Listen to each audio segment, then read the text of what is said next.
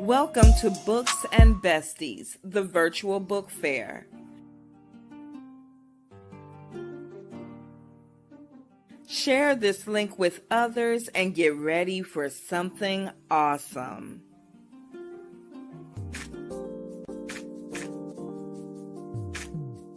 Books and Besties, the virtual book fair.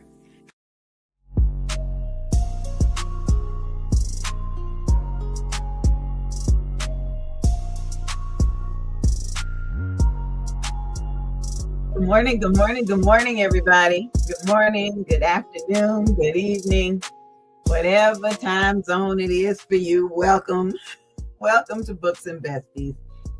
I am the Queen Bee, Dr. Angie BEE, and I'm one of your hosts of this weekly broadcast.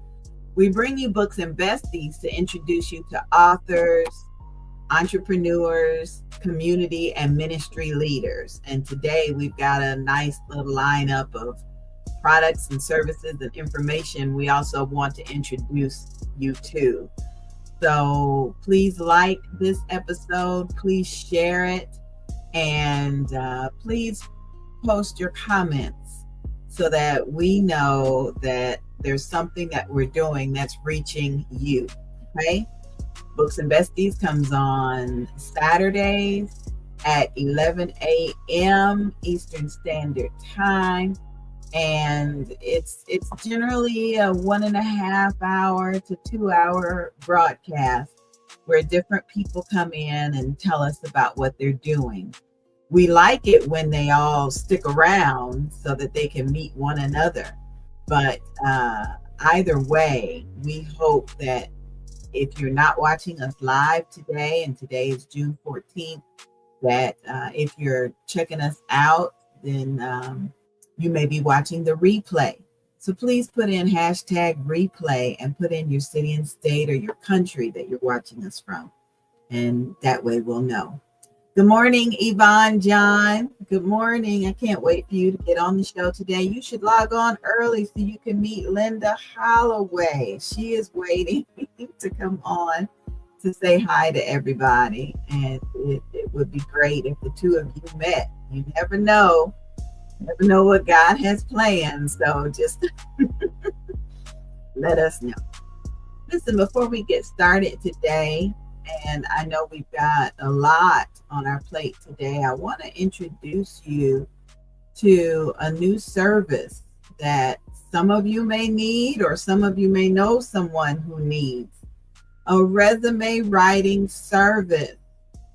Please allow these services to ramp up your resume, provide you with a tailored cover letter, a LinkedIn profile, and optimization of your LinkedIn profile. So we'll have more information about this resume writing service later on, but we just want to be able to provide an eclectic assortment of products and services that may be helpful to you. Sister Yvonne John says she's watching from her phone. That's good. We also got somebody else that's watching on our Facebook page, Angie BEE Productions. Good morning, Pastor Mary Hope. It's good to see that you are joining us this morning. Good morning. Good morning. Now, if you are wondering how you can see the show when we're live, you can always log on to Angie BEE's Creations on Facebook. That's ANGIEBEE''S, Angie BEE's Creations on Facebook, or Angie BEE Productions on Facebook. We're also live on YouTube, Evangelist Angie BEE, the Queen Bee, and we're live on Volusia Business Women. Books and Besties airs also on Volusia Business Women on YouTube. So put hashtag replay. You can even tell us that you're watching from YouTube or Facebook, either or. We're glad that you're here. Thank you so much. We've got just a couple of more quick announcements that we want to make for you. First of all, Books and Besties has a co-host. Author Avalon S. Brown, and she will be joining us probably the second half of the show. So we're excited to know that she's on her way. And also, if you're in or near Jacksonville, Florida, come join us June 28th for the Literary Indulgence Book Festival. It's not just a festival, it's a book party. It's going to be held at the historic Friday Musicale Riverside at 645 Oak Street in Jacksonville. Now, the book festival takes place from 10 a.m. to 4 p.m. And then the author and reader mixer is from 5 p.m. to 8. So be prepared to be there from 10 a.m. to 8 p.m. because something great is going to be happening. We'll tell you more about that later on, the vendor booths, the book signings, and the readings, and a lot of information that we're excited about. We're excited. Listen, the kids are out of school now, so we'd like to get them involved in the YEP program, Youth Entrepreneur Author Program. This is where we work with students virtually to help them become authors and teach them about entrepreneurship as an author. You know, when you're an author, that means you're an entrepreneur. You can't just sell a book and then go shopping. You got to take some of that money and reinvest it in a new book so that you'll have something to sell. You can't bankrupt yourself. So we're excited that our first book that came from the YEP program is called Emerging from the Curve. And this is where we had these 5 elementary school students from Michigan write out their pandemic stories. And these books are still available in print, ebook, and audiobook. And I wonder how tall these kids are now. They're probably in middle school now, but I tell you. So that's the YEP program. You can send an email to YEP, I'm an author at gmail.com, or search for Youth Entrepreneur Author Program on Facebook. Okay, it's time for our first guest to come on in and join us, Linda Holloway. We have so much information about you, but I just want to have a conversation with you. So come on. Good morning. Good morning. Good morning. Good morning. It's so good to put a name with a face and not just a bio. Absolutely.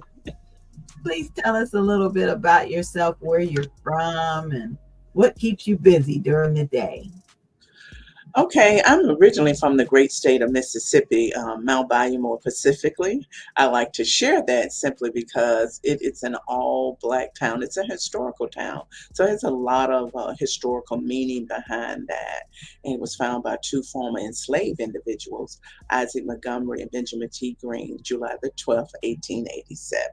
And so with that being said, that began my foundation in terms of who I am. I grew up on a farm with my parents, Eugene and Willie Holloway, who are now deceased, who instilled in me the love and compassion for reading and learning.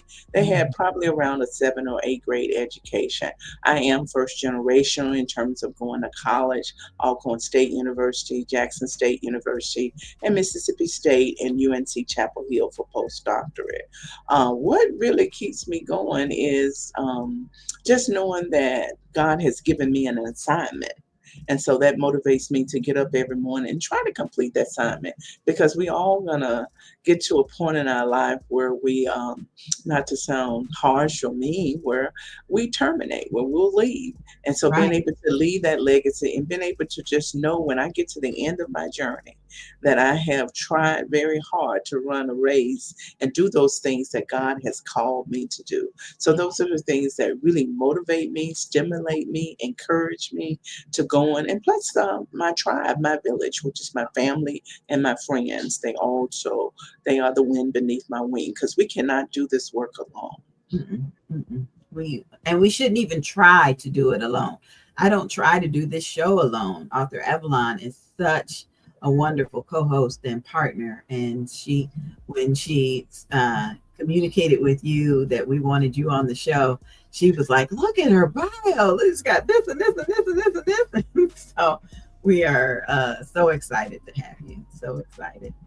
And So I'm excited to be here. And thank you so much for giving authors this, opportunity to have this platform to be able to come on, not just come on and be heard by, people locally, but globally around the world. And also the opportunity to connect with other people. So I'm super excited. So thank you so much for this vision that you have, Dr. Angie B. I'm super excited.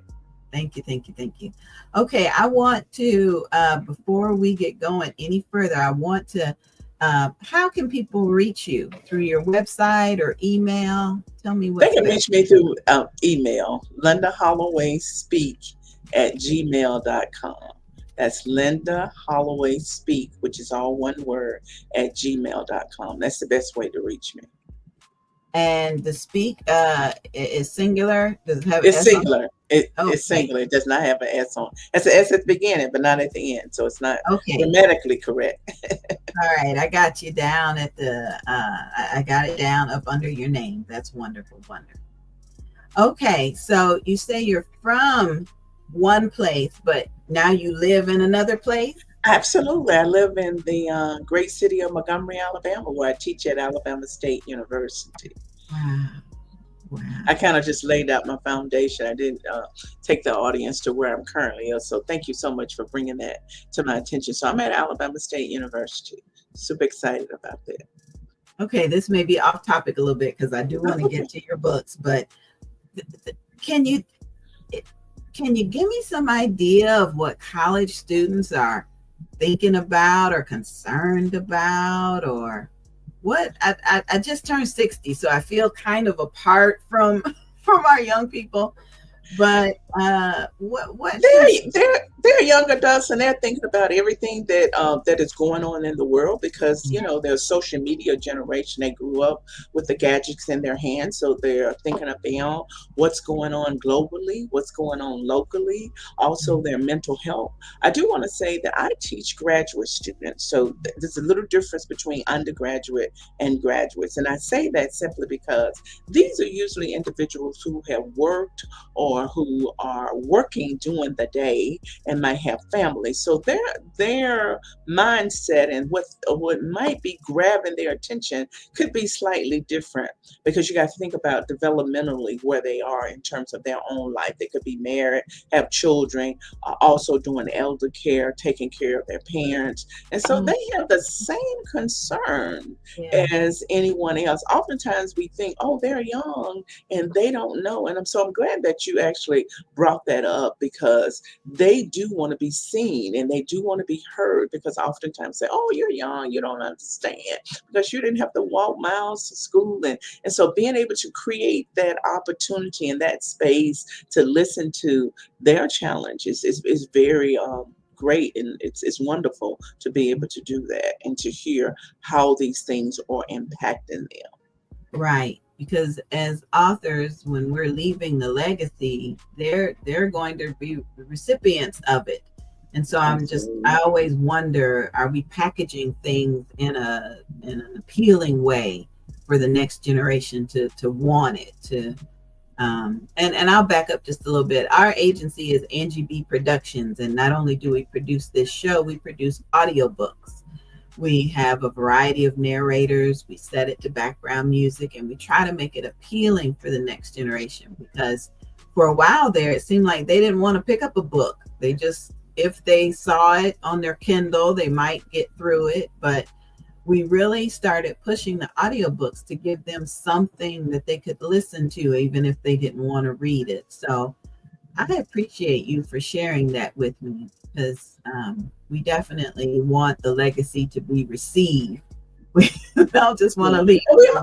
leave. We also have to think about that we make sure that we have things that are relatable and we have something where we create, where we talk to them about what it means to read because like you say we're in a society where you can get things on Kindle, you can get things, so we have to take those things under consideration, but we have to also think about, is this relatable, is this relevant, which brings me to, I know you said it's a little off topic, but it really all ties in together because when you create a book, whoever you are, you want to think about what's your target population. Even though my books are children books, they are topics that can reach even young adults, as well as adults. And I did that purposely so that I could have a wide span of articles. Obviously, I make the adjustment when I'm dealing with those particular audience about what I'm talking about. Say, for example, one of my biggest thing is I love my happy hair. So if I'm talking to adults about hair, then I'm going to be talking to them about what's going on with them in the workplace,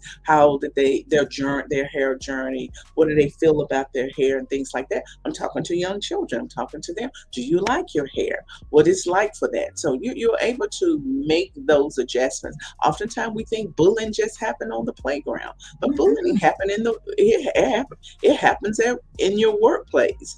So people are bullying people all the time. So you want to be able to make those adjustments where you can say, yes, this is a children's book. I did target for this, but how does this impact you where you are? Is this a topic that we can discuss and be open to? Absolutely. Absolutely. Okay. Tell us about your very first book. Why did you write it? And tell us about it. This is my very first book. I love my happy hair. I wrote this book because I had done an article on Black women hair in the marketplace. And so when I was talking to adults or reading and researching, I realized that they were once young children and they had also had challenges, and also seeing the various ways that young children were being targeted, whether they were being expelled from school, whether it was an athletic situation where they were told, like the young man, you can't wrestle. So literally on national TV, they were like cutting his hair. And so you start. Remember that. Yes. And so obviously he wanted to wrestle. You see another episode where a young lady, she is playing basketball and they huddled around her to take the things out of her hair. So I began to look at these stories and say, it's great to have this, but I wanted a tool that I could take out into the community and that will be reachable and relatable and readable for young adults, that they could, young children, they can have this conversation. And so that was my motivation for doing the book on hair. Wow, that is perfect. That is perfect. Now I am a bald woman from alopecia. So I had symptoms of it as a child and started losing my hair in my mid-20s. So I understand from a different point of view. We've got adult women going through hair loss and they're devastated by it. Don't know if they need to go into the workplace with no hair or put something on, or it's just a whole relatable topic. So when you talk about children and having your audience also be adults, that's twofold, and I'm grateful for that. I'm grateful for that topic. Yeah, thank you for bringing that up, because cancer patients, they lose their hair, and oftentimes hair is associated with beauty. And so a woman hair is a crown, and so you're not supposed to cut your hair. So I wear my hair short by choice, and that's because I spent 27 years in the military. So I wanted something that was manageable, especially when I went to Desert Shield, Desert Storm, that was doing the nuclear, so you have to don your mask, be in everything. So I did not want my hair to be an issue. And so having it cut short allowed me to manipulate both worlds, but at the same time be challenged, because most people relate hair based on gender. So if you don't, it's masculine or feminine. And so I really thought through that process, and women that I admire, the role models, they wore their hair short. So that was also a very encouraging to me. And that's one thing about I love my happy hair, is being able to tell people, however you wear your hair, it's to be loved and to be celebrated, because it's a choice. And that's the thing about African American, Black Americans. We can wear our hair, whether it's cornrow, whether we have it straight, curly, kinky, braided ponytails. We can do afro. We can do so many wonderful things with our hair. Yeah. I am really loving this whole topic, and I may have to get a copy of your book for my niece. She's 13, And she has hair for days, is what we call it. Big, thick, gorgeous, and sometimes she just wears it loose. And I say, look at your afro. She's like, it's not an afro, it's just loose. So we've got different reasons for and different terms, and so I'm grateful. Listen, we're going to take just a quick break. Author Avalon is joining us in just a minute, but I want to introduce you to a new project that we're working on. So we're going to play this quick commercial and we'll be right back with more of Books and Besties. A conversation with Mama. Many will come on this segment and they will come because they need to have a conversation with their mama. Amen.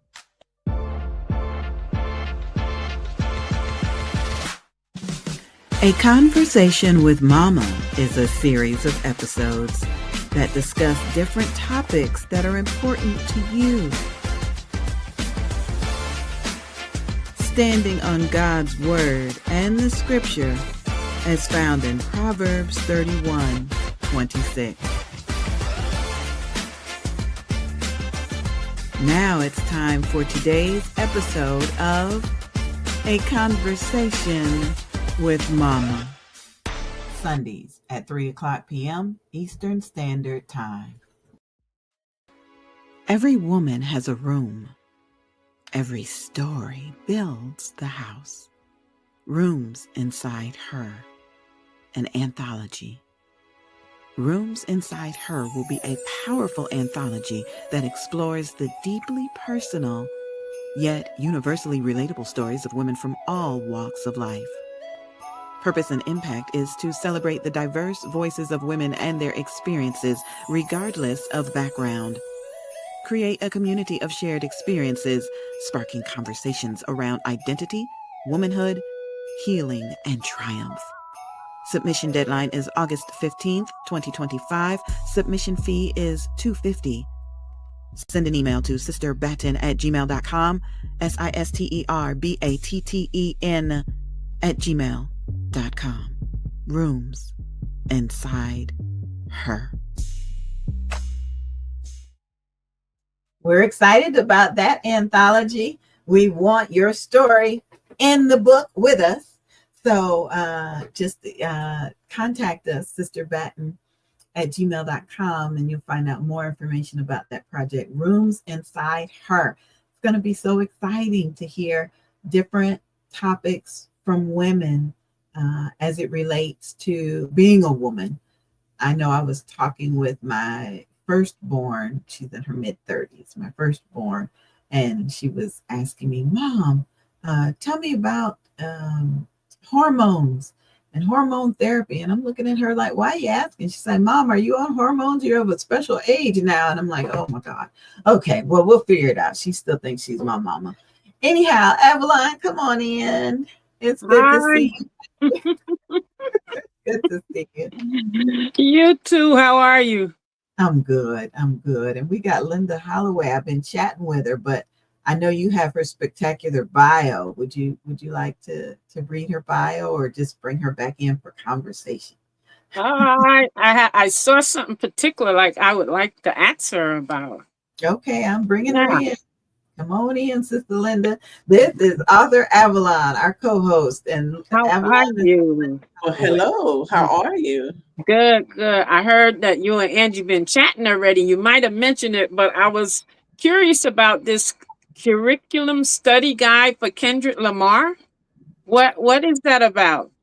Yeah. Okay, let me just kind of give some context to my curriculum guides. If there's a phenomenon, whether it's a movie or a current event that happens, and I do what I call a classroom without walls. So I like to bridge that and bring those ideas into the classroom. So what I do is create a curriculum around it, meaning that there's a list of questions where students can have a constructive dialogue about the various things that are occurring, not only just with that particular incident, but from a historical, sociological perspective. And also because I'm a counselor educator, it's going to have a mental health spin to it also. Wow. Okay. Okay. Yeah, I also see Kirk Franklin name up here, and Super Bowl halftime, and the Montgomery Riverboat Brawl. So you have dwelled with the classroom with all of that? Absolutely. With the just kind of go back to the Montgomery River Brawl because I am located in Montgomery. I wanted Mm. to bring that into my diversity class, simply because we can talk about those various issues about someone at the workplace being in a road of giving out command and whether or not someone will follow it. Does it have something to do with race? Also, to talk about exactly where this took place. We know that slaves came in at that.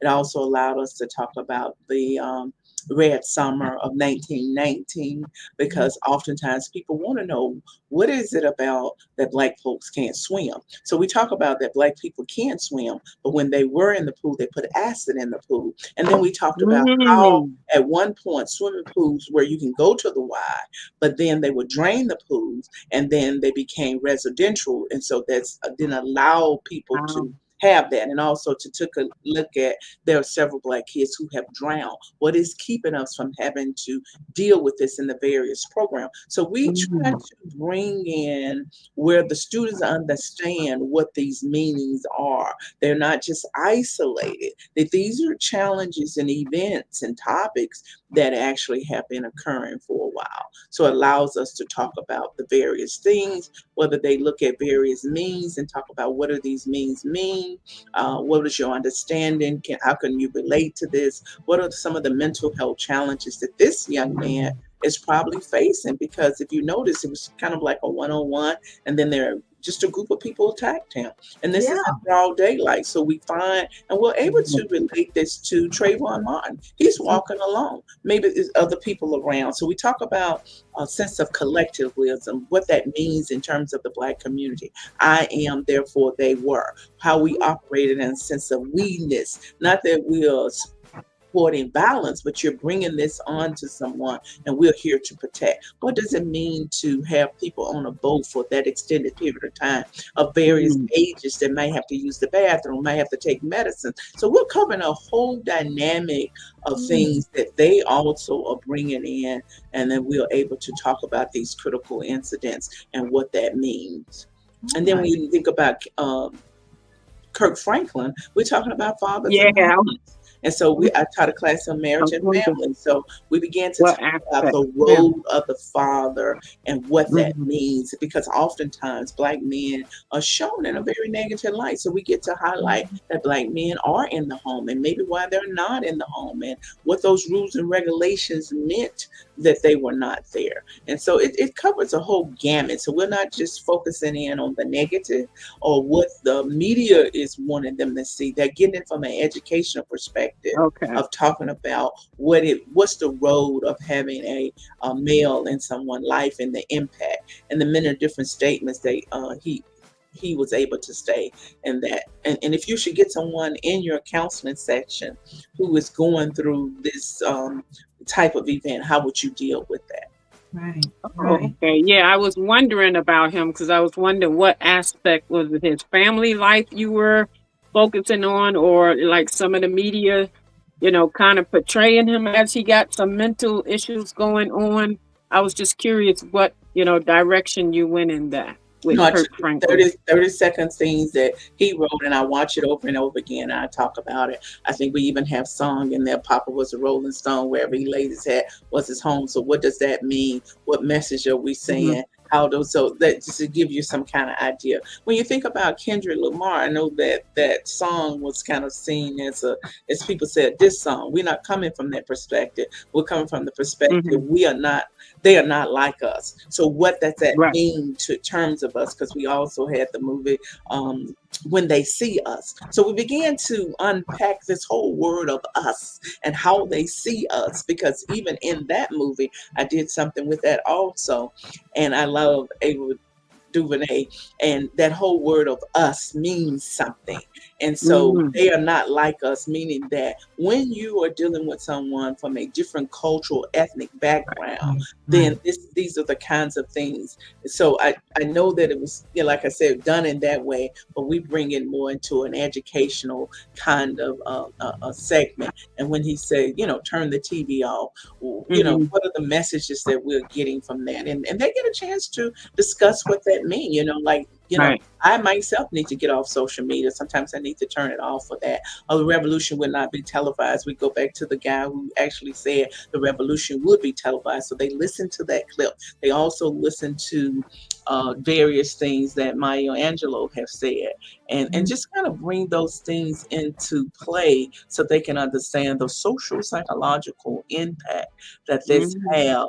And it's not so much as, you know, we did talk about, okay, they can point out the various symbols and different things in terms of 40 acres and, you know, reparations and things like that, 40 acres and a mule, you know, so we get a chance to talk about and just to peel back the layers, if you would, from an academic perspective. Now, granted, you know, we released these through blacknews.com. They're free. People can download them. I do get a lot of pushback, a lot of resistance of people saying, oh, y'all let her HBCU and that's what y'all teaching kids. It is so much more deeper Yeah. than the low-hanging fruit kind of thing. Right. Right. You know, that he had on bell-bottom pants and he was sliding in the mini view. So we are beginning to look at who is Kendrick Lamar, you know, and that sort of thing. So you see him bring in Serena. Who is Serena? So we take a look at the fact that she had done the Crip Walk at one time and what experience. So now this is a brother saying, hey, you can come on my platform and Yeah. you can have the freedom to do this. And understanding what the Crip Walk means. You know, I know it's game. People did that when people, but who actually prevented. So we began to shed those lights so they can have those kinds of conversations around the various things that actually took place in that particular video for that short amount of time. Amen. Wow. Amen. I know. I know. Mm. So Very, enlightening. And yeah. I'm so glad that you're initiating these conversations out loud. Thank you. Mm-hmm. Mm-hmm. Mm-hmm. She's been keeping a lot under cover, trying not to just whispering, trying not to be too loud, you know. So, Yeah, he actually, you know, he talked about that, you know, yeah. like doing that whole, you know, like you being to this, what does that mean? You know, how we had to hold our head down and maybe not say anything. And oftentimes our elders would tell us, just go to work, keep your head down, don't say anything. That doesn't always work.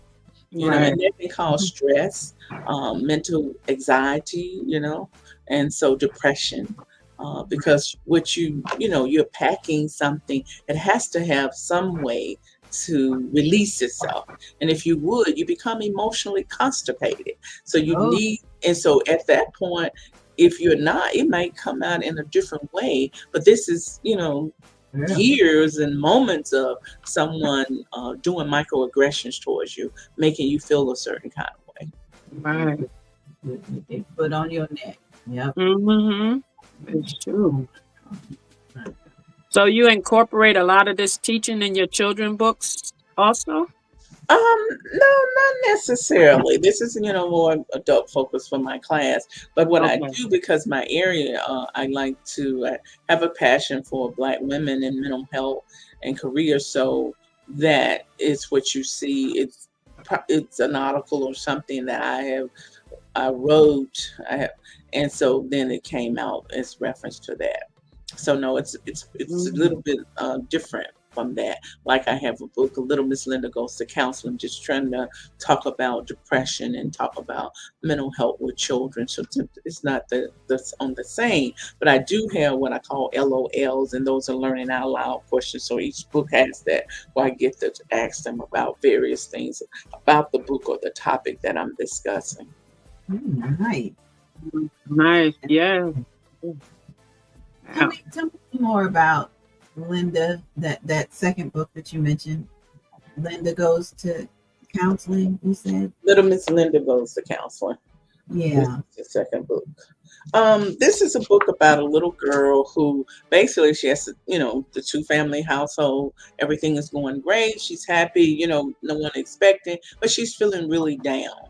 And she tries to, tell her parents, and they said, oh, it's probably just going to a new school. But she has a group of friends and she began to tell them, of course, she gets on the internet and she kind of do a self-diagnosis and she tell them, I think I'm really depressed. So this group of friends takes her to the counselor.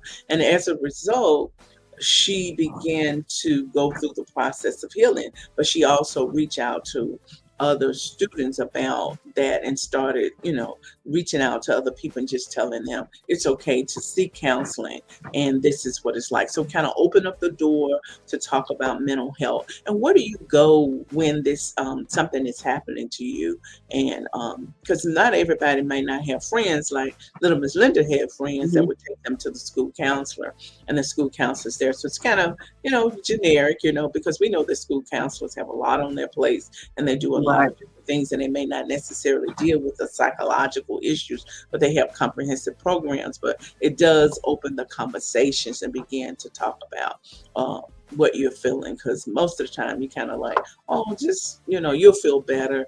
You're going through something, just push through it. Don't worry about it. It'll get better, Well, okay, so I have a question, but I'm not sure how to present it. Is your book geared more towards the child recognizing that it's okay to go to counseling, or parents? I guess my question it's geared more towards the child, but the parent also can be involved. And like I say, starting this journey, I'm going to be very honest about it.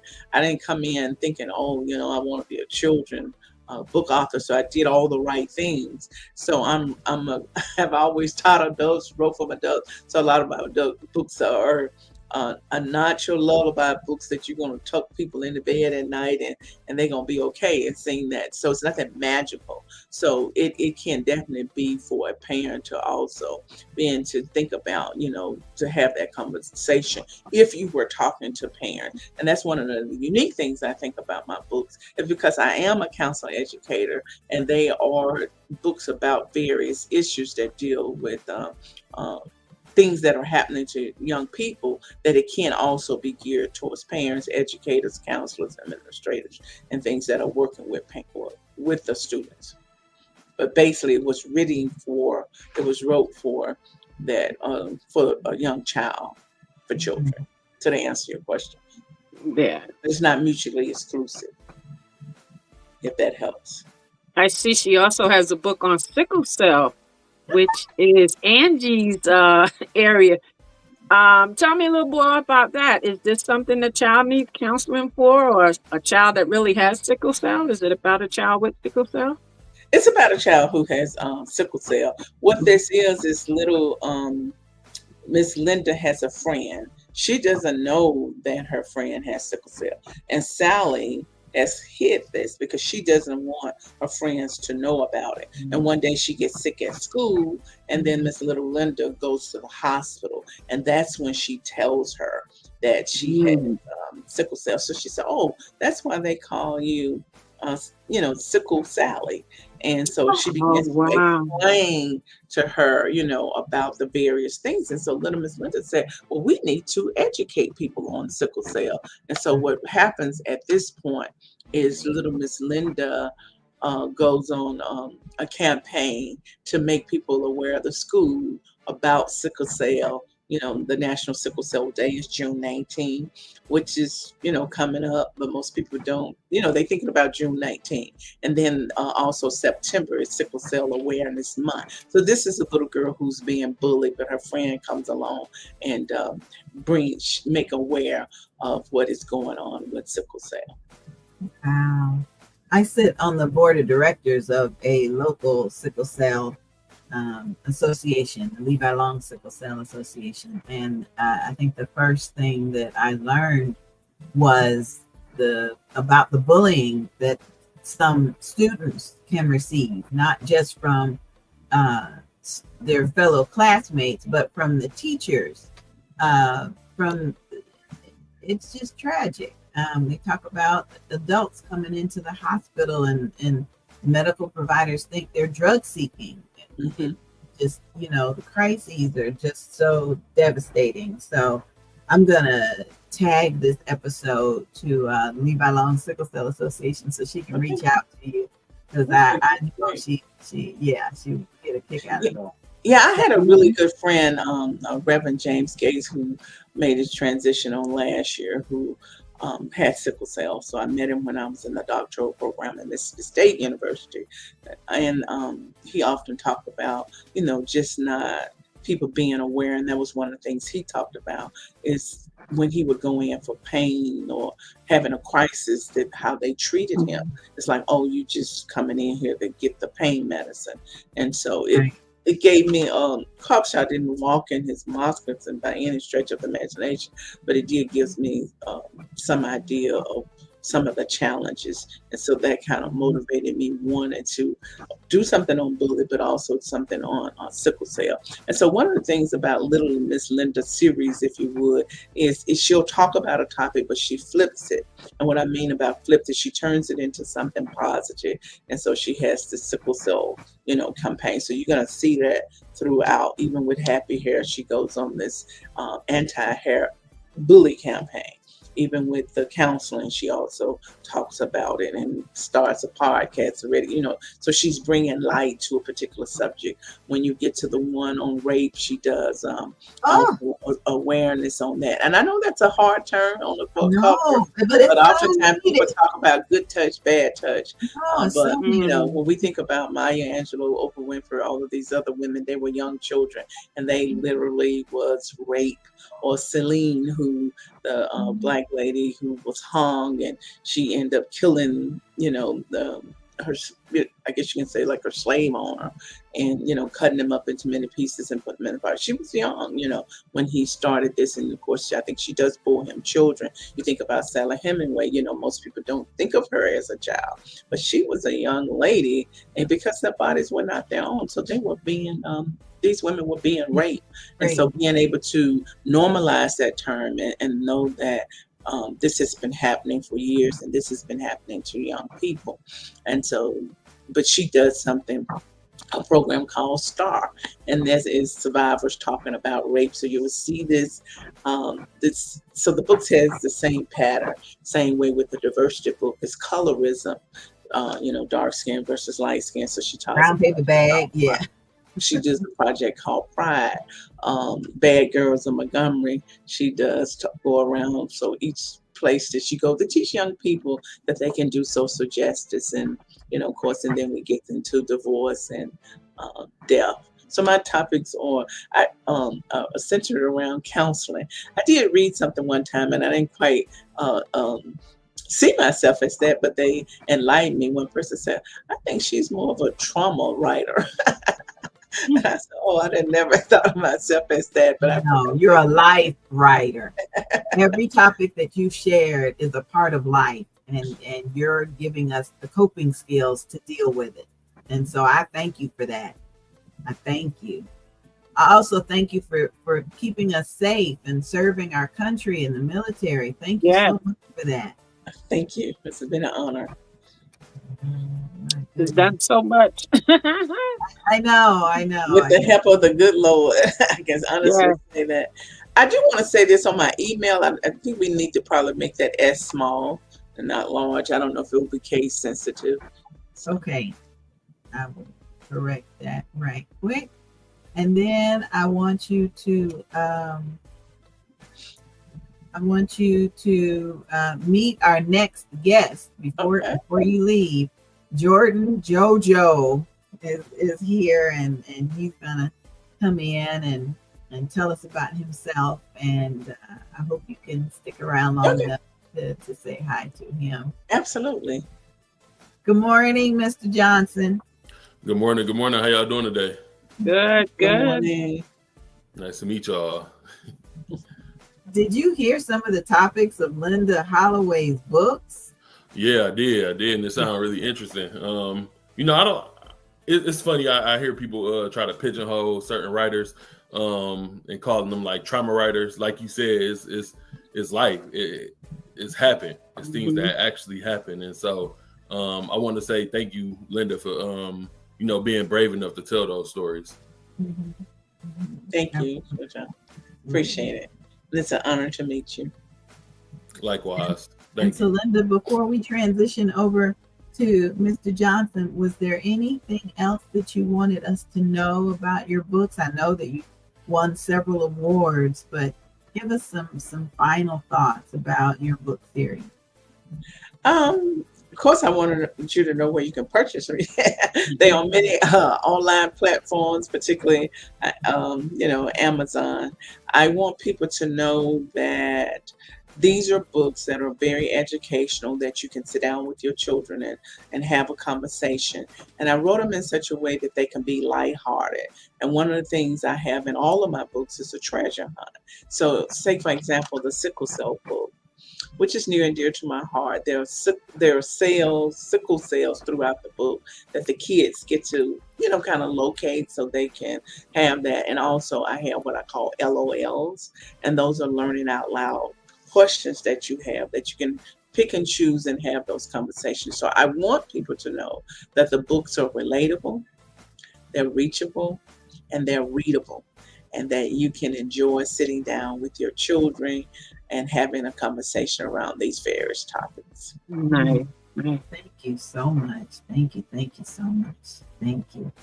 All right, Mr. Johnson, what city and state are you in? Tell us about where you are. Yeah, so right now I'm in Kalamazoo, Michigan. I've been out here for probably like the last 13 years. I came out here for college. I'm originally from Detroit, Michigan, though. So, yeah, 313 Detroit West Side. I'll be in Detroit this summer visiting my family. So I'm Okay. Yep. 313 7 Mile Shaker. So. Yep. I'm 7 Mile and Avalon, right down Oh the street. yeah, there we go. We made Yep. it. Tell us about your book, dear. Yeah, so the title of my book is called Love Me Black. And it's a play on the phrase love me back, but essentially the book focuses on our history as Black people in America and what we have gone through, and how that has translated to our separation from one another. Wow. Yeah, so in our history, we have been abused and misused and misrepresented and just everything negative in our country, to the point where it has affected us in loving ourselves, and that translates to a lack of love for one another. So Yeah. I feel like overall, a lot of Black people or the Black community have low racial self-esteem, and this is in no way an indictment on Black people, but we do have to tell the truth of what has been done to us and our complacency in the matter too. So yeah, this book is a heavy dose of reality, but it's coming from a place of love. I know that sometimes when we're trying to articulate a topic, it comes across like it could harm us. Some people just don't want to talk about it because it may, like some older folks don't want to go to the doctor because they may find something wrong. Some folks don't want to read about a dark topic because it could illuminate it a little bit. Tell me why that particular topic. Why not a children's book or a book about dating? Or why is that topic important to you? Yeah, definitely. Because, okay, so I'm somebody who also struggled with, and I'm using this as an analogy. I'm somebody else who struggled with, going to the doctor. I'm a Black man. Sometimes we just be in our own way. But the idea is like, I don't want nobody to know what's going on with me. I don't want nobody to tell me what's wrong with me, quote unquote. But instead of having the idea and the mindset that it's for the greater good, is if we want to heal these things, we have to know what to heal. That's the whole mindset behind the book. And like, so I've had several conversations with my mom, and shout out to my mama, Dion Johnson. I got to say her name, just because she has been instrumental in manifesting a lot of my confidence around this topic, because she's a divorced parent. She's been married to my brother's dad and my sister's dad. But my dad was killed before I was born. And we all have different fathers. But, you know, her being vulnerable enough to have those tough conversations around love and around family matters gave me the confidence to be like, okay, no, like, you know, we need to have these tough conversations in order to heal from what has been plaguing us. So, you know, I feel like this book is definitely written out of necessity. If we want to heal anything, we have to go to the root of the issue. And this book definitely goes to the root of the issue. Wow, it sure does. Mm-hmm. So what have you experienced, or do you have any examples that would make you say the Black community has low self-esteem? Yeah. And I'm not saying that individuals in the community don't have racial self-esteem. I'm saying as a whole. The fact that we have such a low marriage rate is one of the biggest, and married to each other too. I did a presentation recently on the statistics of, you know, marriage in Black families. And a lot of it was centered around the fact that Black women are the least married individuals in America, like, period. Say that again. Ain't that a trouble? And part of the reason for that is because, like, y'all have had to carry everything on y'all back for so long for the Black family. So whether it's, you know, and I'm putting air quotes because I don't believe this, whether it's the Black angry female stereotype, or just a passive aggressive woman who's not sure of what she wants in a man or in life, period. It's a reason why. It stems back to all of the abuse that we've encountered, all the way back from when we came to this land as slaves and have been a permanent second underclass ever since. So yeah, so the fact that, you know, we don't have enough love for ourselves is a direct reflection. And that one thing that I also do in this book is I heavily criticize Black men. And I'm not gonna say heavily criticize, but I am critical of Black men in general, because we'll get on the internet. We'll get on the internet and, you know, say that we are the leaders and women should follow us and have this bravado about ourselves without putting in the work, without actually proving to a woman that we are, you know, a good leader. And again, we'll argue with Black women and be like, oh, you just unruly, you don't want to do this, do that. And I'm like, bro, how can you not see the reason why? Like, it's and if we are leaders like how we say we are, then it's up to us to take that woman out of that responsible role and put her in a safe environment to where she can feel like she can trust you to, you know, even want to do and be submissive too. So it's a multi-layered thing. And it's a lot of tough conversations that we got to have too. Yeah, I can understand that. Mm-hmm. Definitely. I can understand that, being a Black woman, you know, have carried a lot myself. I mean, I was married, when was that, like 38 years ago, but once I got divorced, then it's like, you know, I carried everything myself, you know, with my 2 children, and, you know, went back to school, did everything. And then I can speak for myself. I get to a point where I've done everything myself. It's hard to bring that other person in and say that, you know, I'm going to share this, that, and the other. Like, I'm at that point where it's like, okay, I know how to survive. I've done everything. The kids are grown. And even before, like after the divorce, it's like hard to allow somebody really in that space again, especially after I did everything on my own, carried the weight and got it done, then it's like it's it's hard. You understand what I'm trying to say? It's hard to bring that person in, unless for me, I have to really see that they're a true man of God. Then I would follow them. Then I would be submissive, and only to a point where I would do my wifely duties, do what I'm supposed to do as that woman being in her place. So for me to be submissive to a man, I have to really see that he's a true man of God at this point. If he's not serving God, then I'm not going to give him the time of day. Well, she said that. Yeah, definitely. And I love the fact that you telling them, like, you got to show and prove, because a lot of us men, we talk until it's time to show up, and then it's like, you should just do like a lot of the anger that's been placed on Black women too is misplaced anger that we have towards something else, and we just pushing it off on y'all, and it's like, all right, bro, like, and these supposed to be the people that you say you want to trust you, like, come on.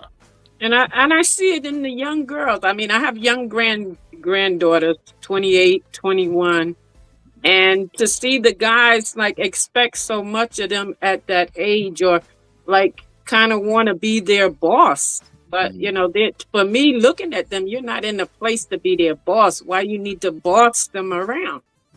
So it's in a lot of the young people too. Yeah, definitely.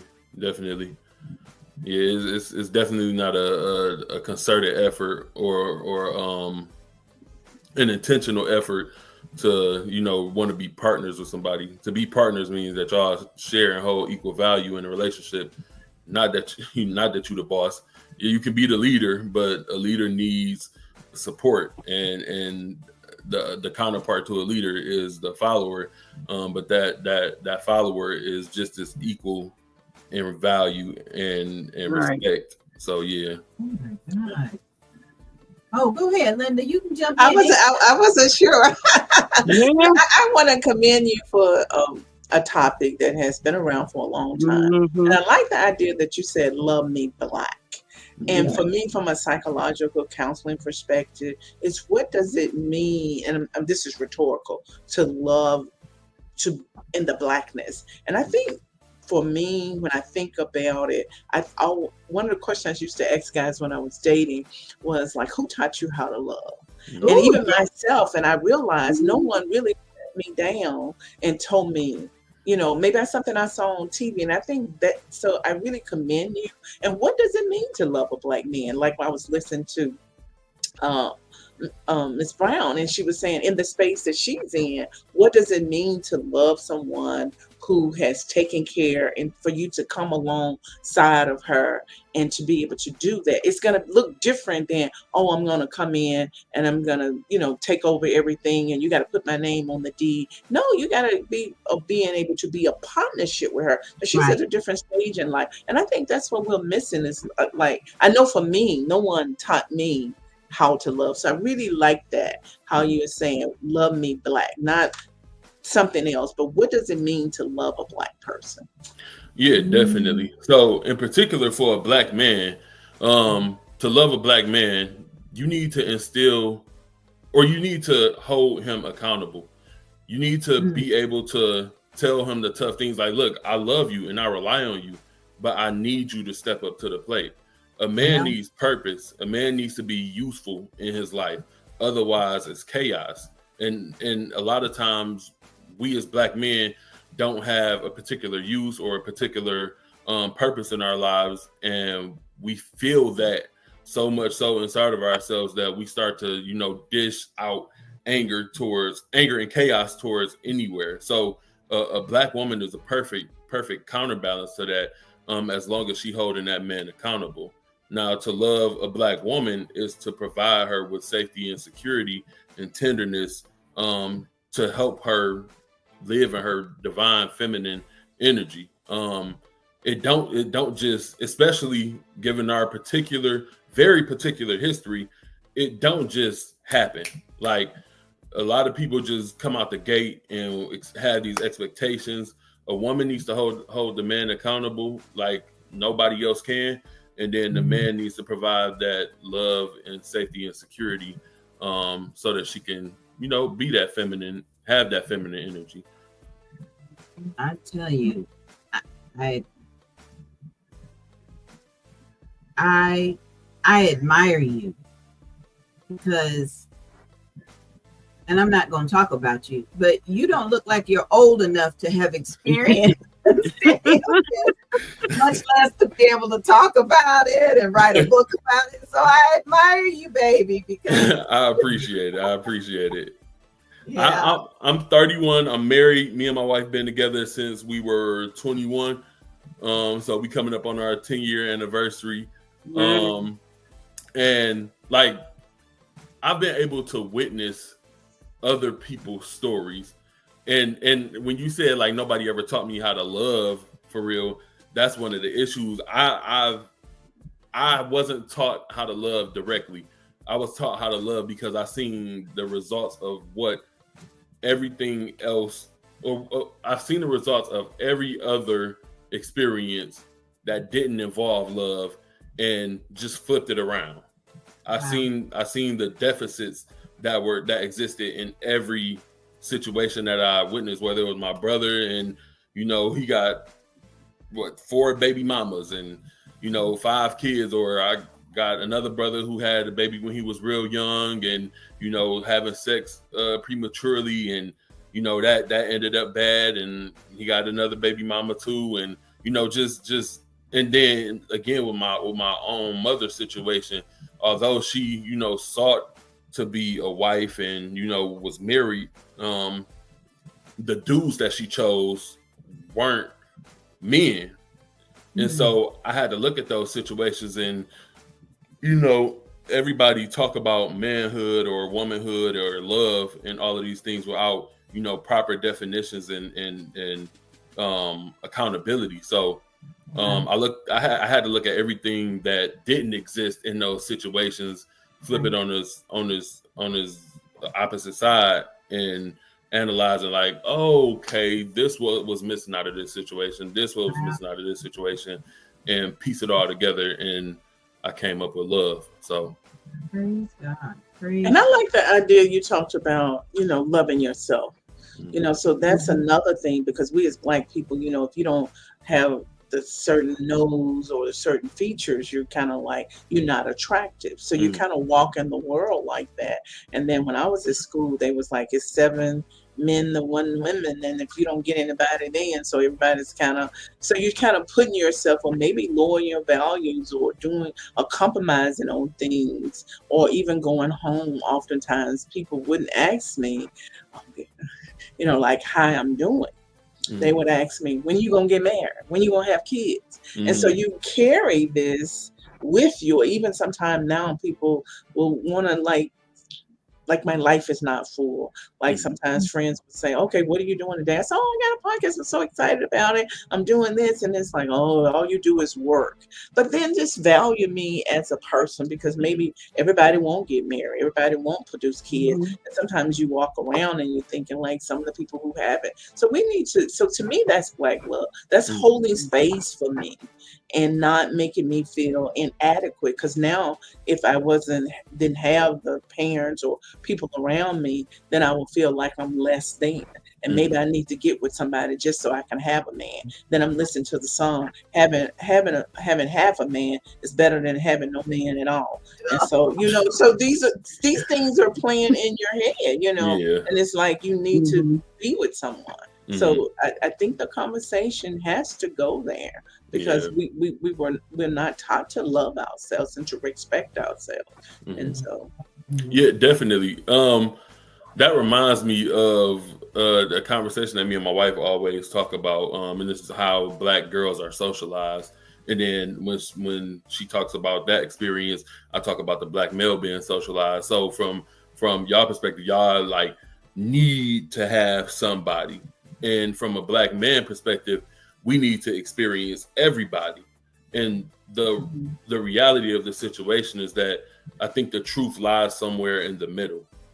I think the work has to be done on ourselves. We have to love ourselves enough to live in righteousness, to do something that is hard for the greater good. And the greater good of yourself, not giving in to your selfish desires. And I struggled immensely with that, especially in college. I was not. I always been a good dude, but just when I reflect on like some of the things that I did in college days, it's just like, bro, you didn't have to do that. Now, one thing that I will say is that I never played with a woman's heart, and partly because I already knew that I wanted my wife. Like, that was who I wanted. Me and her was best friends as soon as we got to college, and we didn't get together until senior year. But she had a boyfriend back then. Like, you know, so I had to fall back. I had to be respectful. But you know, I will often tell my friends, and me and my friends, we just talked about this. Me, my wife, and my friend went out to dinner the other day.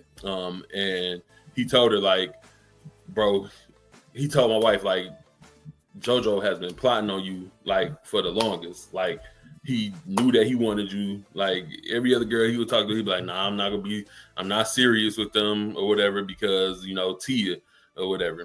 And so, you know, that's just a testament to, you know, one, having some type of restraint, having some type of love for yourself, and not giving in to, you know, whether it's the sexual desires or just wanting to have somebody next to you. Like, you know, you have to love yourself enough to not do those things, and really provide space for yourself to, you know, experience what real love is. You have, like, real love, you have to work for that. Like, that's a process. Working word. Mm-hmm. Yeah, definitely.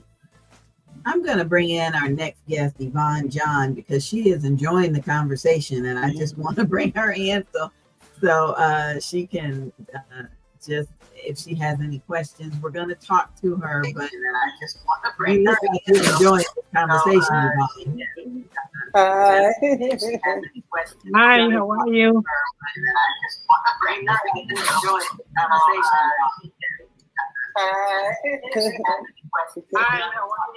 Is anybody I else am doing well, feedback? thank to turn this thing down because I was watching y'all on the on my phone. Oh yeah, we get And the feedback. yes, can you hear me? Yes, Yvonne. Okay. Yes, I was watching on my phone, and this conversation is just so amazing. It hits home in every aspect. And Miss Angie, I am so grateful that you having me to come on here again. And Miss Holloway, I am so honored in how you have come out and what you're teaching and teaching our Black people, our Black children, you know, what has went on during those times, and don't be afraid. You know, this is going on. We can have these conversations. So I thank you for your service as well. And you are amazing. And I love you. Thank you so much. And may God continue to bless you and continue to guide your steps into where you are going. And you do have your purpose. Miss Avalon, to God be the glory. I am so happy that you are Miss B's bestie. Because God has put this together. And as Pastor Rock told you the other day, he told you, he said, keep sewing the kingdom together, God's kingdom together. And this platform here is God's kingdom together, and how everybody comes in. And, you know, we're learning so much from each other, and it is a blessing. And that's your purpose, you know. So I thank you, Miss Avalon, for being who the woman you are in God towards your sister. Thank you. And thank you so much. And Mr. Young Man, Mr. JoJo Johnson, Jesus, my Lord, all that wisdom. And may God continue to bless you and your family in the walk that you are walking. You're teaching many Black men, you know, it can be done. If you choose this woman to be your wife and know what you want in her, you can sustain yourself from any other woman being around or flaunting into your face, because your eyes is on the prize, and that's the wife that you have. To God be the glory. Amen. So I thank you all for that. Praise God, praise God. And we always have to give God his glory. give his glory, because all we do is for the glory of God, and what each and every one of y'all. And I've been through cancer, and I've been on your show, and I have written a book, and you know, it's been a whole year. And when the doctors has given me my death warrant, mine is dealing with cancer, and I was in 4th stage cancer, and I had endometrial cancer. And when she gave me that death sentence, look where I'm at today. By me just being on and learning that, you know, our immune system is so important. And I had no understanding of that. You know about it, but you really don't pay attention to all of that. And I've been through so much where days I just couldn't walk, days where I just didn't want to live, because I knew nothing that my immune system had to fight. And it couldn't fight for me, because being on chemo and being on radiation, it just drew it so much from me. Ms. Avalon, you a nurse, so you know what people go through, you know, having cancer. And no matter where that cancer is at, that cancer is just going to eat you alive if your immune system is not healthy enough to fight. And that's what happened to me for my first go around in cancer. But my second go around in cancer, God had gave me 2 divine appointments. And my 2 divine appointments was Pastor Rock and Pastor Warren. Me learning how to take care of myself, what to put into my body, not knowing that my body, my immune system needed to fight. I didn't have that. I didn't have that energy. I didn't have that within me. But when I was introduced to super immune support and that smashed it, I see you got yours right there. Yes, yes, yes.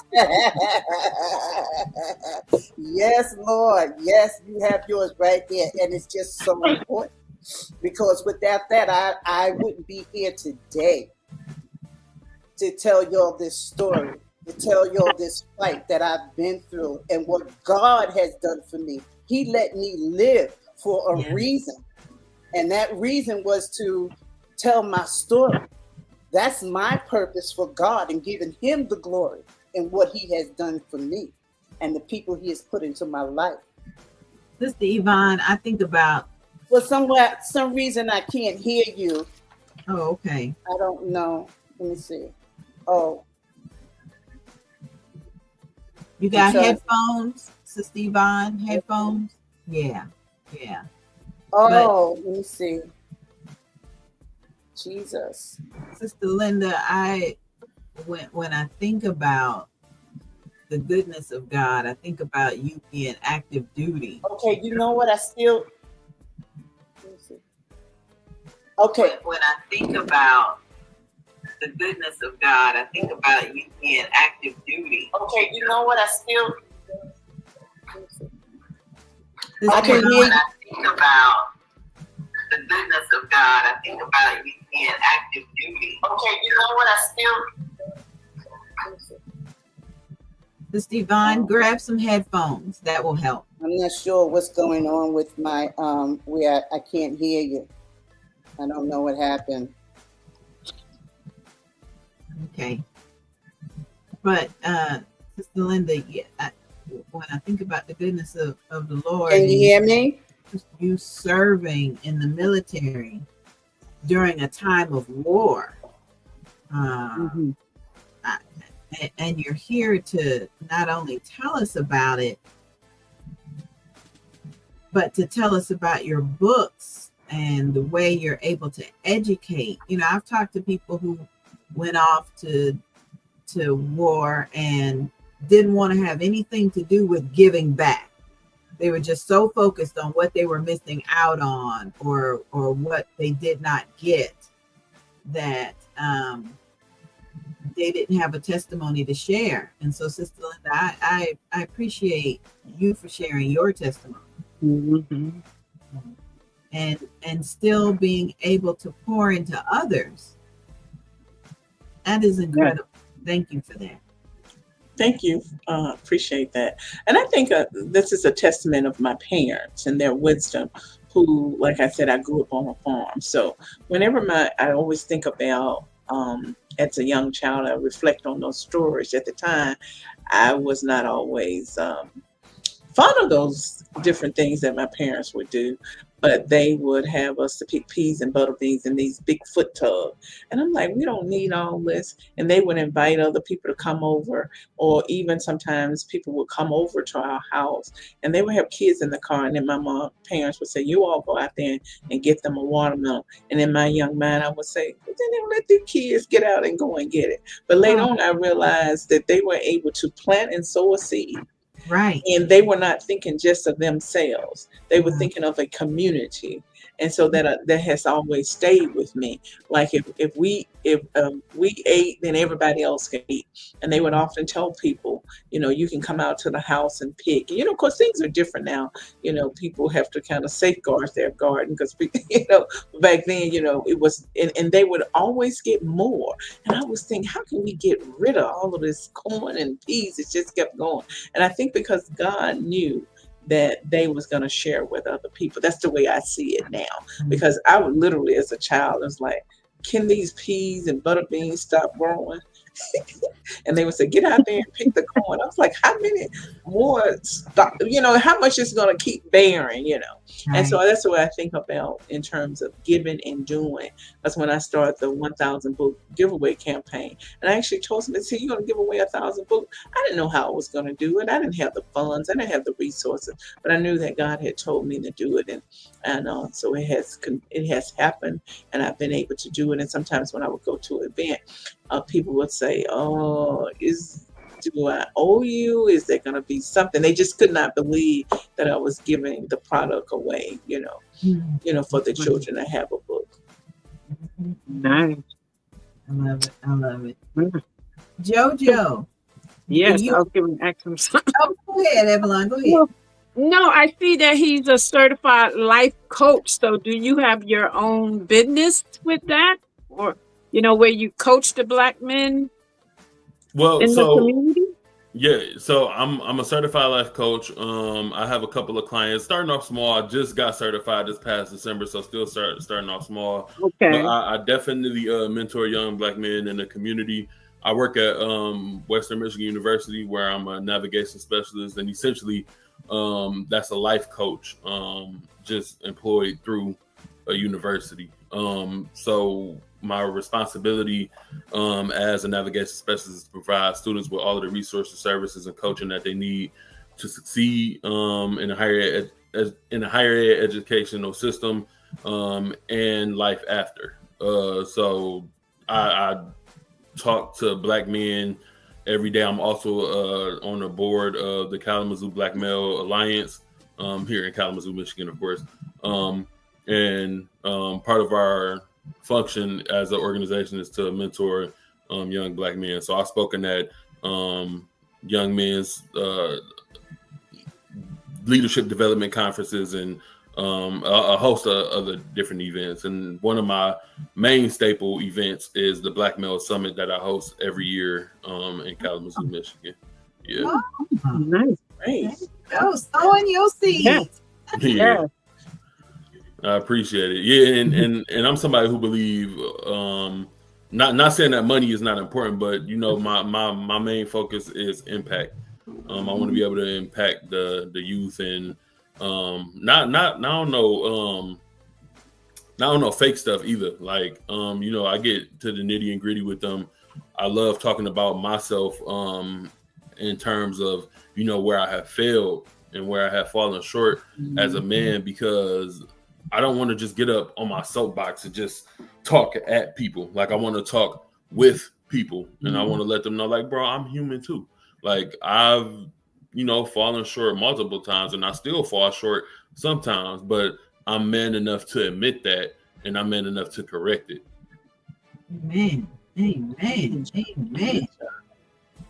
Okay, we got a little bit of information that we have to share with everybody, so we're going to take a quick commercial break. I hope that everybody is still here. I think we got some more comments coming in. So let's take this quick break, and then we'll be back with more books and besties in just a bit. A word from the author. A Father's Daughter by LaCarol Lynn Brock. As you read this story, it is my desire for you to understand a few things. No matter who you are, what you've done, or where you have been, as long as you have breath in your body, you are still redeemable. The King of Glory will always accept you rather than throw you away. A Father's Daughter. What is my name? My name is Michael Douglas Scott. I've had chronic pain for the past 15 years. As I age, I get more pains. I have degenerative arthritis. I have basically 14 different medications, and they range from sleep apnea, trazodone, to ibuprofen, to meloxicam, to gabapentin, these are pain medications, about 6 different pain medications, medications to go to sleep. And I learned about immune support through Ernest Warren. He's a real good friend of mine. Do something, and he wanted to know how it made me feel. But it made me feel like a young boy again, and it caused me to be feeling full of life, full of energy. When I took the super immune support, I saw results the second day. Several friends who really wonder what the heck's gotten into me, because I'm jumping all over the place. I catch the bus and the train. I drive my van to the train station and use the stairs. And every chance, all day I'm jumping up and down and doing push-ups, not push off the walls, jumping jacks, just full of energy. I've lost 25 pounds since December the 5th. I want to tell the world. I'll stand on the mountaintop and tell the world how good this stuff is. It's on me. It takes care of me. My name is Michael D. Scott, and I take super immune support, beta glucan, and I think you should too.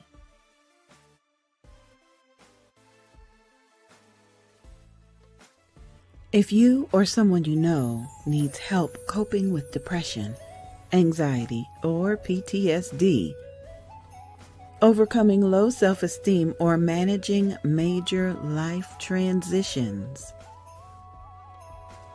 we invite you to schedule a free consultation call for telehealth clients.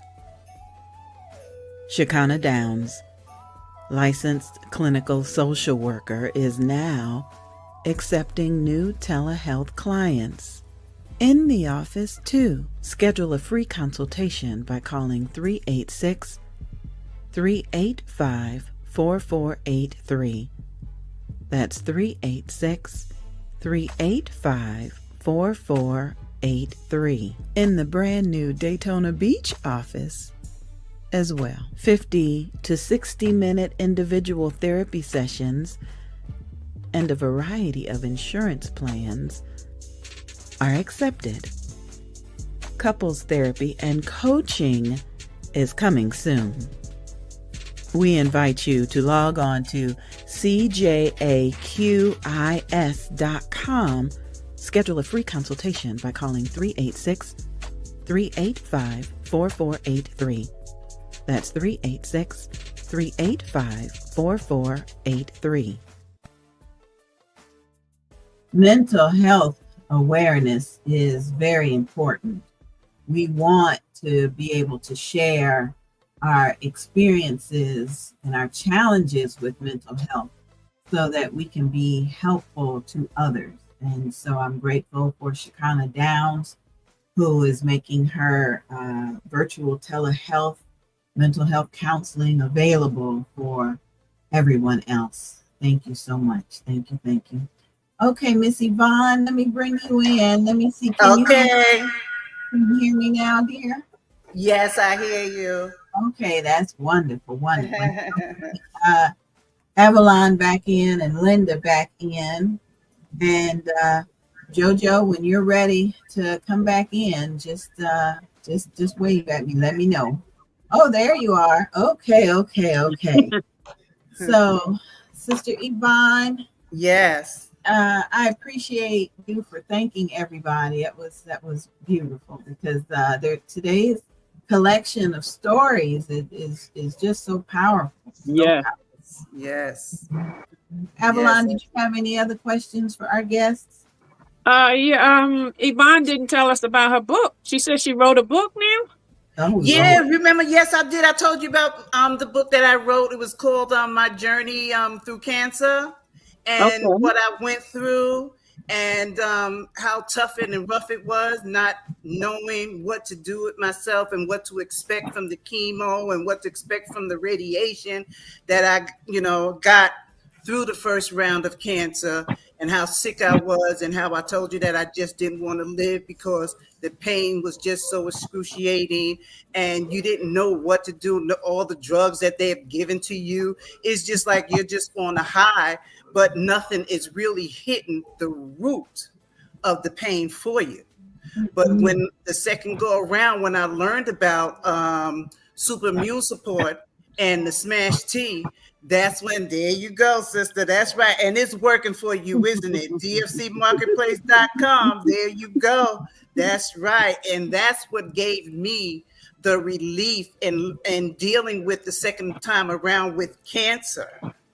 And I didn't have to deal with all of that pain medication that they were giving to me. I didn't have to deal with the ointment that my daughter was buying for me to rub me down for the pain that was all over in my body. I was able to get up in the morning and feel like someone. And just like what you said at one point, Miss Holloway, that, having cancer and you going through the chemo, you lose all of your hair. And I had to come with myself to learning how to accept me, that to love me, and what has happened to me. And I had to go through that process. And now I learned to love myself. I learned to love what God has given back for me, and so, yeah, and this is why I wear my hair short. And it's convenient. It's easier for me now, and I'm just loving it. I'm learning to accept myself. And Yvonne, yes, do you have a copy of your book that you can show us? yes, I do. Okay, that's great. Okay. That is great. Jordan, do you have a copy of your book that you can show us? Yep, I got it right here. Okay, let's see Yvonne's My Journey Through Cancer. Oh my God. It's my testimony of survival. It's my testimony of faith and divine. It is, yes, my divine healing. And it's on sale at dfcmarket.com. Yes, it is. dfcmarket.com. Yes. And I'm in the process of revising it now too, as well, because I remember that you had on Miss Morgan. I believe her name was Kelly Morgan, and she had went through some changes with her book. So I'm going through the same thing as she's going through, but that's why I'm revising it, because it's my story, and I feel that someone should not have keeping my my manuscript and tell you that the manuscript is mine and you're not getting it. LMAO. That's what the person told me. She's laughing her tail off at me. So I said, okay, that's okay.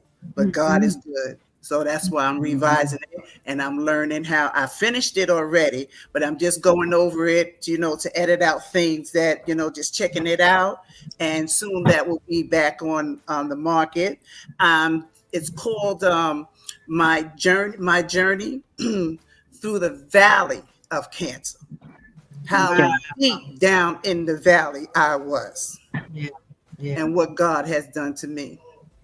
And he let me live, and I had a reason, and he had the reason, and it was a purpose. And like I said, I got that introduced to Smash T and the super immune support. And it's been 1 year, and we now June 2025. I'm still alive because of God. Amen. Right. Amen. Yes, yes, yes. Okay, Jordan, we have a question that came through text, and I think it's directed at you. It basically asks, why do you think we have a disassociation between men and women? You may have addressed it earlier, but I wanted to get that question. Why do you think we're so separate? Yeah, I think that it all stems back from slavery. And I find it interesting how like nowadays a lot of people try to say like, oh, well, that was so long ago, but no.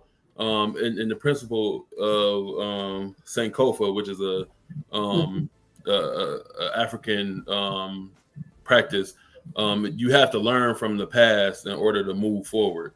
And our Okay. problem, if you look at any statistic, we have not moved forward in any of the statistics that matter in life.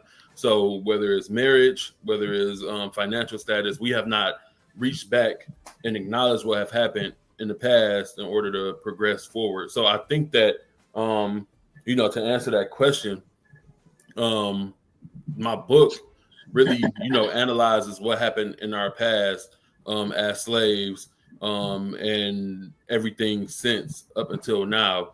On the back of my book, I talk about, like give a brief synopsis, but I say that we learn how to we learn how to love despite the past, in spite of the present, and without regard for those who have predetermined our futures.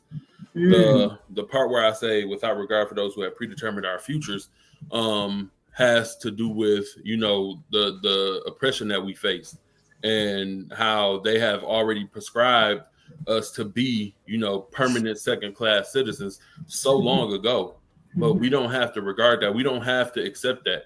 But in order to bring families together, we have to, like Ms. Linda said, we have to begin to love ourselves. I also have this my bad. I also have this this saying, or this philosophy that great individuals create great families, and great families create great communities create great nations, and great nations are a catalyst to build a better world. But the work starts with yourself. It starts with the individual. Yeah. Because you can't even successfully raise a child if you ain't worked on yourself first. Right. 100%. 100%. Yeah. And you did ask for the cover of the book. Yeah. So this is beautiful.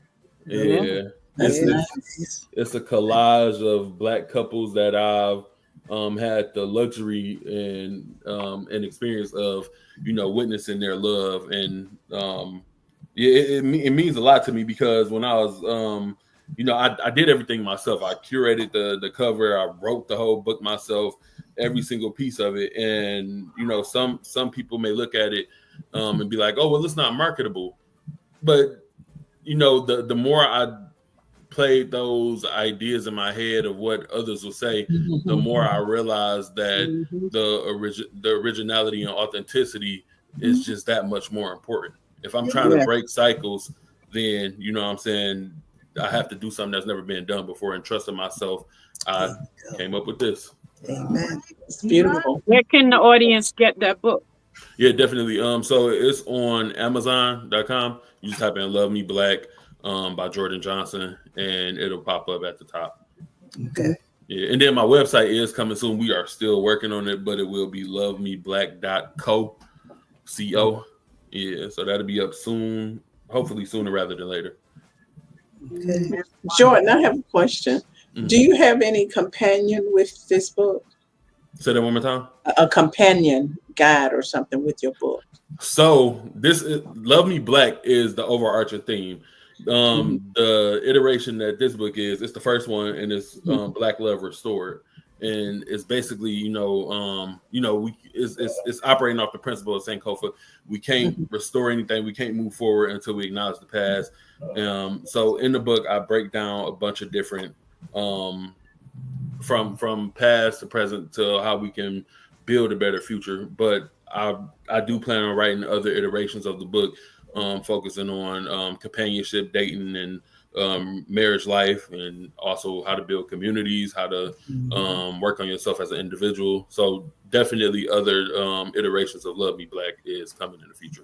No, what was coming to my mind, and I think it would be a blessing if you had like a journal or some kind of activity book to go along. So when you do your Black, what is it, Love Me Black seminars and workshops, that you have this workbook that you can guide them through. So that's mean a companion that kind of goes along. You can even do, I know it might sound a little different for men, adult coloring books. So people are doing what I call low intense book to market their product. And I think this will be great to have a journal or some kind of companion workbook that you can do, that you can take into the schools from K through 12 to talk about what it means to love me Black.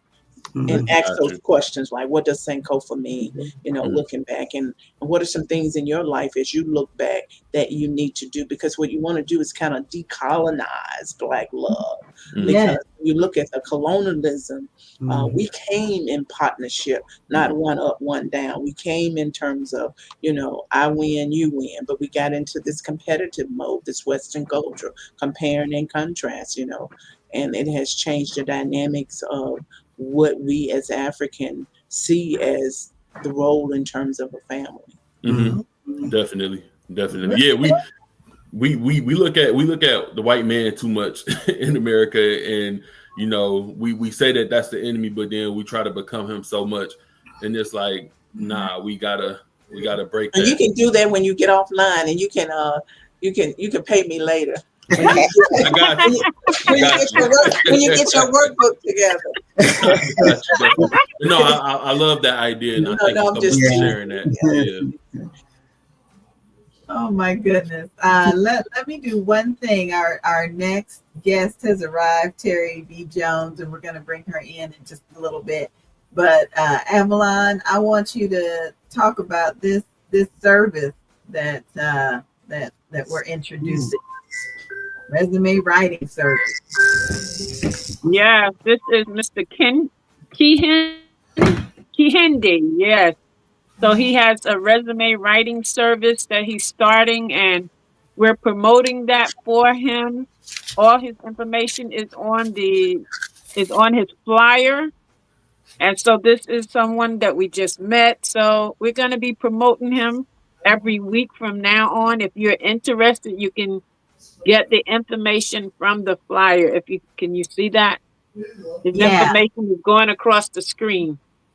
It's it looks like you can email him at KEHINDEKOLADEKK@gmail.com. And if you didn't get that, just message us and we'll get it over to you. No problem. I am getting excited about this writers retreat, 7 days in Costa Rica. Oh my goodness.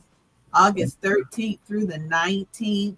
I think they have maybe 2 or 3 spots available, but during the retreat, it's we're going to be developing book outlines, and we'll have plenty of time to write our books, marketing coaching, writing coaching, so much more. So go to www.therightplacetowrite.com. That is RIGHT place to WRITE.com. The Right Place to Write. I'm thrilled about that. And then finally, we talked about it briefly earlier in the show, but the Literary Indulgence Book Festival is coming. If you're in the Jacksonville, Florida area and you'd like to attend as an author or a reader, visit literaryindulgence.com. literaryindulgence.com. And then, Avalon, can you tell us about your book? This is a book. Well, I do write children books also. I have 7 grands, 3 great grands. So each one of them, I'm doing a book where they're the character in each book. So I also decided to do like an anthology with the grands. So I had each of the grands to write a little story about their experience being with Nana. They don't call me grandma. It's Nana. So it's like under Nana's umbrella. So that my oldest grand had given me this plaque, and it has the grandchildren names, but there was no space to put the great grands. So each one of them, they now have like a book where they're the characters. I have 3 more actually. And then they put, each one of them wrote the story, and I let them put their pictures in there. They gave me each gave me about 9 pictures. I put that together. So this is their book about Nana, Life with Nana. It is beautiful. It is. Then you're near the St. Mary's, Kingsland, Georgia area. We invite you to come out and enjoy the 9th annual Bold, Beautiful, and Bald Beauty Bazaar and Fashion Show. It takes place Saturday, September 20th, beginning at 11 a.m. at the Shore Stay Plus by Best Western Hotel Ballroom. The admission is a donation that will be accepted at the door. This is an official fundraiser for the National Alopecia Areata Foundation. And you'll be able to shop with vendors, bid on silent auction items, and just enjoy the fashion show as we talk about alopecia awareness and acceptance. That's been my thing this year.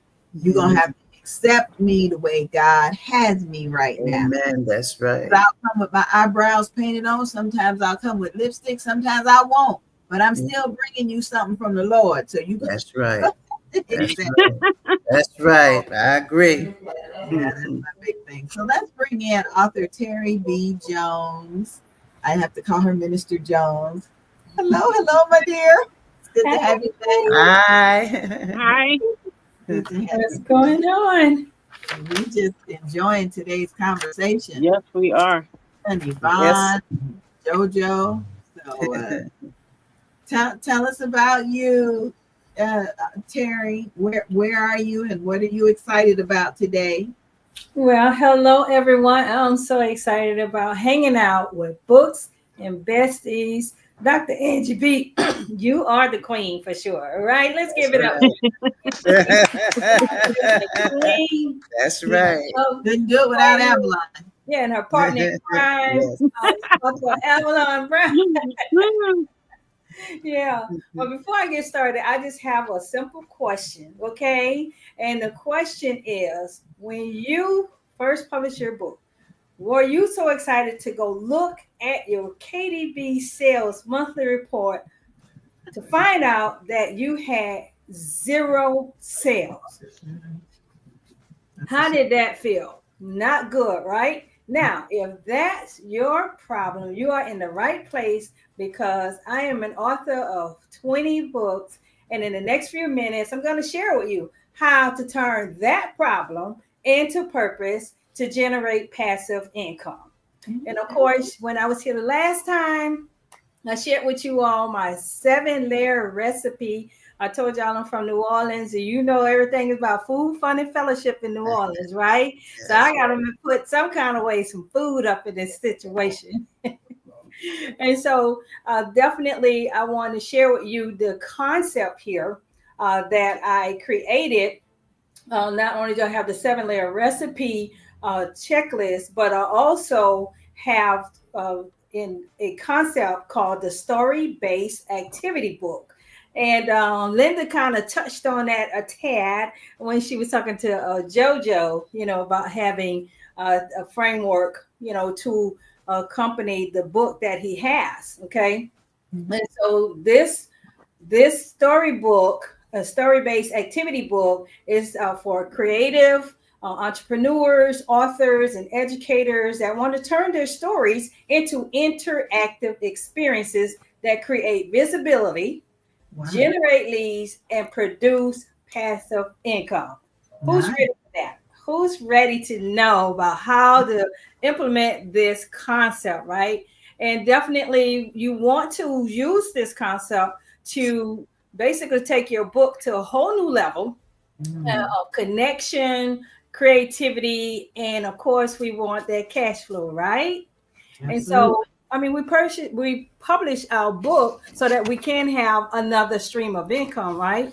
And so I have a job that I've been on for 38 years, but of course, started out as a teenager, as I shared with them last time, and I had 6 streams of income then, and still fast forward up to now. I still have 6 streams of income. And of course, they're different. I don't make income from babysitting anymore. Back when you're a teenager, you did what you did, to generate income. And so I help youth also now to show them different ways that they can earn income, in 21st century, because our children are techie. And I'm in the tech space. I've been in at Florida Blue for 38 years in technology space. So any technology that's out there, I'm on top of it and learning about it, and I'm teaching others about it. I'm just gifted to teach. And so let's talk about this story-based activity framework, okay?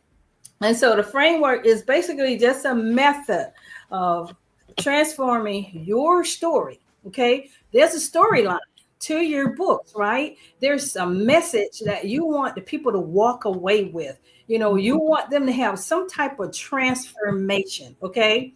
And so whether it's a fiction book or nonfiction book, inspirational book, basically you want to make it engaging and an interactive experience. Right. And so that's what we're looking to do with this framework here. Okay. So instead of just handing a reader, book, or just having them to buy your book, you want to create a way, for them to do something with your story. Okay. Think about, puzzles. Like she said, adults are doing puzzles now. They're coloring now. There are different types of journaling you're doing, workbooks, so that you can really hone in on what they are looking to bring about change. Okay. Right. Because people are buying these books because it's like, hey, if you're saying you have the answer to helping me, to lose weight or to have a positive mindset, whatever your book is about, you want to reinforce that, by doing, because we have different senses, people learn by hearing, they learn by seeing, touching. And so this is just another way to tap into your creativity. Okay. I'm all about creativity. And that's where this whole story-based activity book stems from, because I'm all about the secret ingredient to anything that you created was your book was created because you use your creativity, right? You thought about that problem you were having, right? And you said, you know what? Not only am I having this problem, but guess what? I guarantee you there are other people having the same problem that I'm having. What can somebody just throw out what problem your book is solving? What's the problem that your book is solving? My book is attempting to solve Black love. It's attempting to substitute the hate that we've experienced and the self-hate that we harbor within our community, and trying to heal that. So yeah. Definitely. And so all of us, anybody else? Yes, my book is, geared at women with cancer, to share with them that, what I've passed through and what helped me to get through the second round of cancer, which was Smash T and super immune support from dfcmarket.com. And if your immune system is in par where it's supposed to be, it will be able to help you fight against any pathogens or any bacteria virus that enter. And as you're going through chemo and radiation, it gives you that strength, and it's nothing but benefits from it. Right. And for it. So that's what my thing is, that is to reach out to women with cancer, reach out to women that is not sure what's going on with them, or if they're, they haven't been diagnosed yet, but let them know that the immune system is very important for our health, to live a prolonged life. That's right. And so that's what the whole concept is about. Terry, let me interrupt you for a second. I need to change your name. Somebody wants to know how they can get in touch with you. So what contact information can we put up here? Oh, you saying like on there instead of author Terry B. Jones? No. Instead of product content creator, I'm going to change that to your contact information. Because somebody know how to contact you. Okay, my website is creativity.terrybjones.com. .terrybjones.com. Yes. Creativity.terrybjones.com. Yes. Okay. Yeah, definitely. All right. And so there, that's the whole thing, with problems. We all experience problems of some sort in life. Okay. Life full of problems. We got problems right now with this whole war going on, right? And so it's just everywhere. But God has given us the creativity because we came from the creator. You see what I'm saying? And so it's in us, to be creative.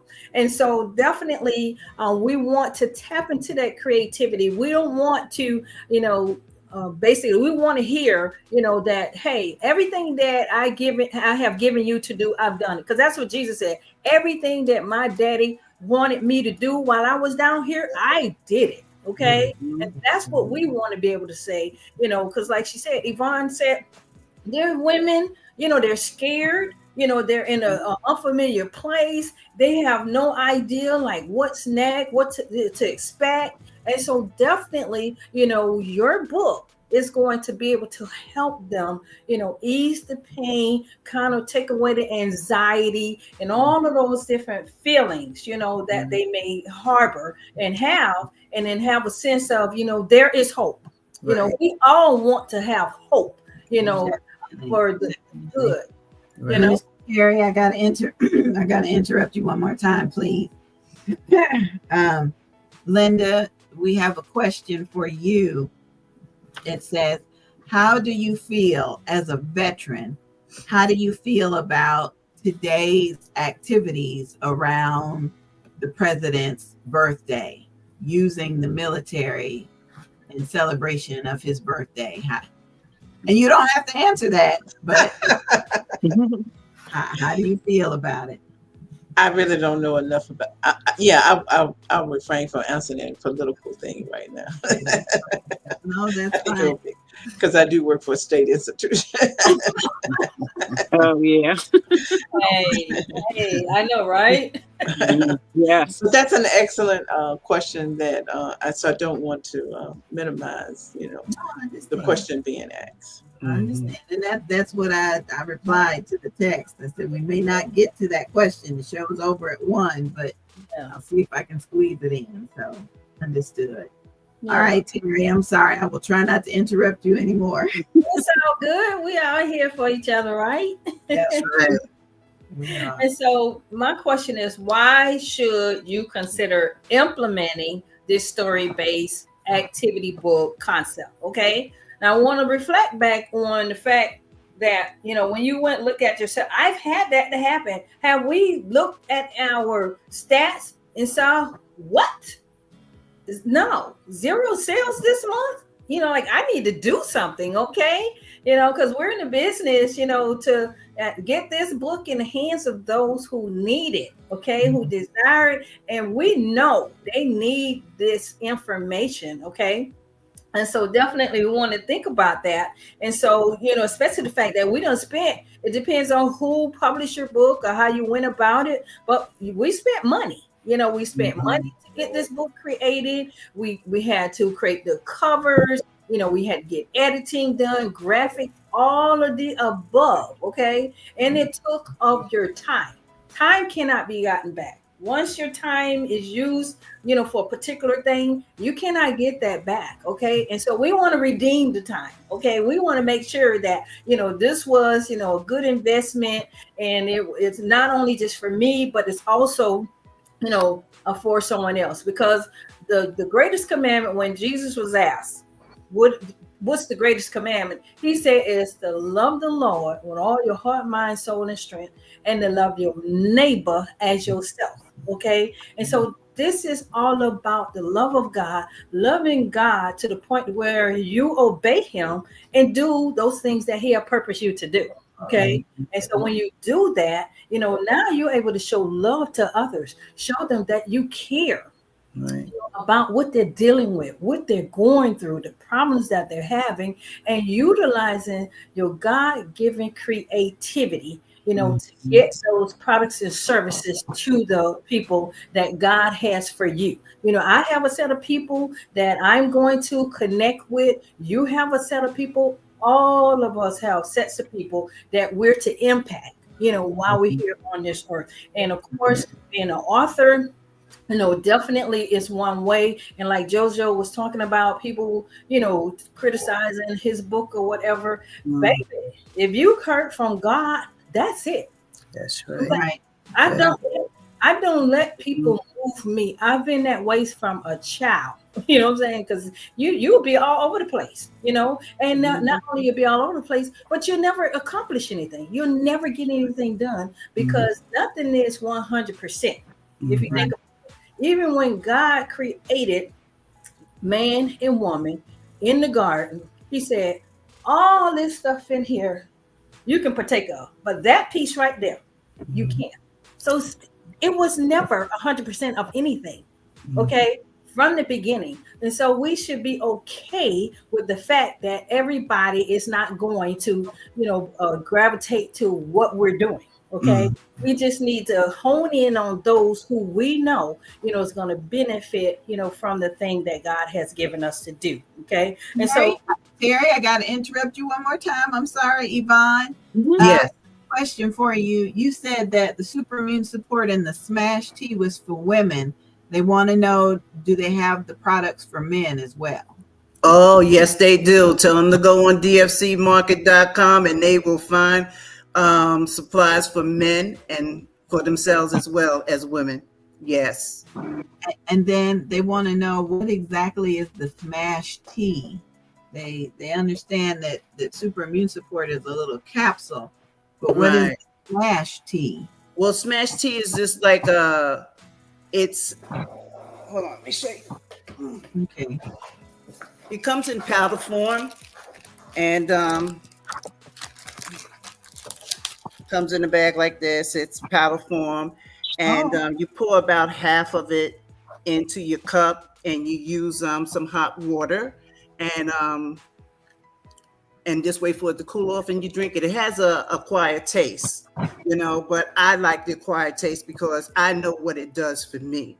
Okay. And it's just like if it's an overall for women, it's overall for men. So it works. Men.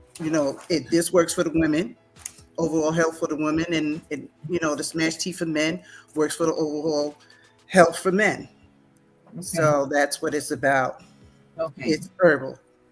Okay, but you do have it for men. Okay. Yes. That's what I wanted to be sure of. That's good. Yes. Listen, I am so sorry. Our 2 hours is up. I want everybody to get in touch with author Terry B. Jones at creativity.terrybjones.com so you can learn more about what she's doing. Please send an email to lindahollowayspeak@gmail.com because she is an award-winning author, and we want to support that. JoJo is a man with a plan. Yes. Contact him, lovemereal@gmail.com. Please make your books available to the older gentlemen because they so set in their ways. They can't anyway. Different story. I got you. Market.com, Yvonne, John, and my bestie, Avalon. You just don't know how much I appreciate you. I've got to say it over and over. Yes, Avalon. I'm so appreciative. But everybody, it is time to head on out of here. If it's the Lord's will, we'll be back on another Saturday morning from 11 to 1 with Books and Besties. Have a great day, everybody, and be blessed. All right, you too. God bless.